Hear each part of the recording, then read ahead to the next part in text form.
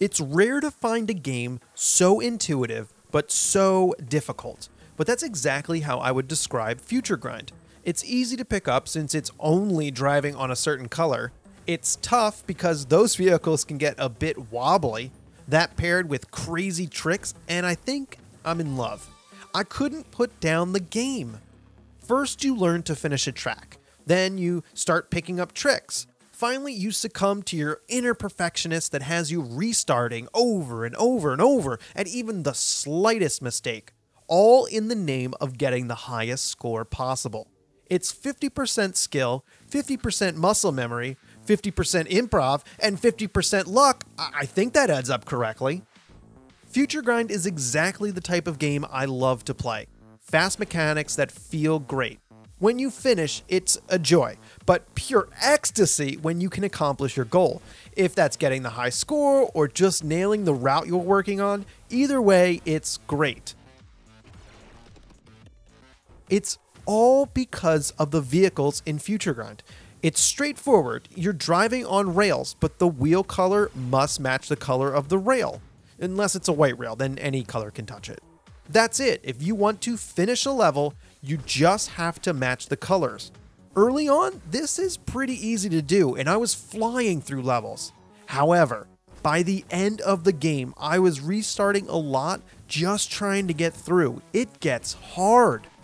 The vehicles all bring something unique in how to play them. They don't have stats, but they do drive differently. The most obvious difference between them is the weight differential. Some have different size wheels or have different wheel spacing, which causes you to have to adjust your driving and put on a balancing act. You're constantly fed new vehicles as you go through the game because each track has to be designed for a specific vehicle. The tracks provide more obstacles as well, like jumping orbs and rail swap rings. To master the game, you'll need to work out a route, and as you make mistakes, fix them in real time. I get too excited trying to plan the next move that I forget what I'm currently doing and make a mistake. Keep in mind that touching a different rail color is an instant failure. But you know what? FutureGrind gives you a ton of freedom. In a scoring track, there's no objective to meet besides finishing the track, so it leaves a ton of possibilities on routing. It's very addictive to try and figure out the best way through. See, the thing is, you don't have to drive on the top of the rail. I mean, we all know wheels are round, so any part of the wheel can touch the rail. Ride it from the bottom? No problem. Hang from it? Sure. What about sticking to it from the opposite side? Absolutely. If it wasn't obvious, I'm a huge fan of the physics and overall feeling of the game. They nailed it. You also have to plan your tricks, since the game gives you more points the first time you do it. The tricks are limited to only a few. A front flip counts as one, so making sure you do a 1080 front flip instead of a 720 is important the first time. FutureGrind also has a multiplier which goes up if you touch a rail and increases even more if you drop onto a rail without jumping. All of this can seriously make a perfectionist nuts. Trust me. So for some reason, the game gives you the scoring run first as a level, then makes you go through a couple more times doing challenge runs. A challenge example is don't touch any white rails or to perform a certain trick.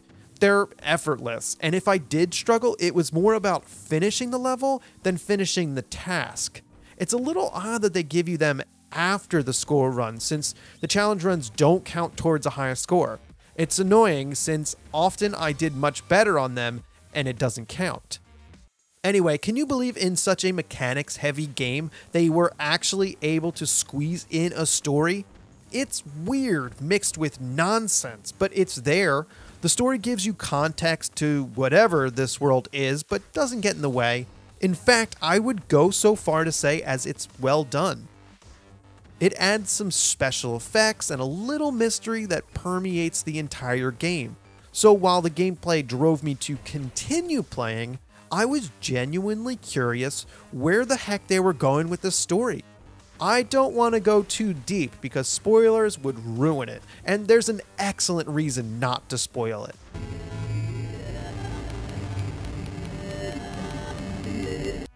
In any event, if there was anything I wanted to see improve, it's the impact of the tricks. For doing crazy tricks, there's nothing that makes it exciting. Sure, yeah, the score increases, but the numbers on the screen are small. It doesn't get you hyped. You know, like in World of Warcraft, the damage numbers are huge, and you can see that crit go off. It's so exciting. Alternatively, maybe an announcer could give some hype after an awesome trick.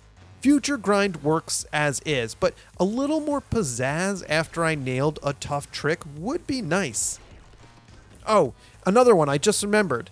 I wish there were saved replays on the top scores. This way I could pick up some pointers. I have no idea how someone got triple my score. Also, it would push the overall skill level higher and make getting and keeping a high score more enjoyable. There's a few other more non-game related things I should mention. I don't know exactly what the word for this stuff is, like how the UI and menus are great, which is pretty minor in a game like this. Also that they have accessibility options, which is not such a minor point. That's a major point in this game. This includes options for a colorblind mode as well as an assist mode. A game about color needs a colorblind option, but the assist is icing on the cake. It allows the player to slow down the game and also lets the wheels touch any color. It's always nice to see something that allows anyone to play a game. Hopefully the player that uses this can transition into the full game. But even if they don't, as long as they're having fun, who really cares? I believe it's still possible to enjoy the game with the assist turned on.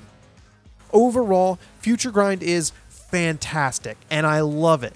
It hits all the right notes and colors. It's challenging and feeds that need to get a perfect run. The story is unique, the vehicles are exceptional, and the tracks are great. Seriously, if this looks interesting to you, then I highly recommend it.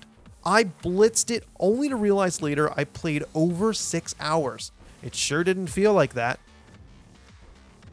Hey, thanks for watching. Click subscribe for more indie game reviews.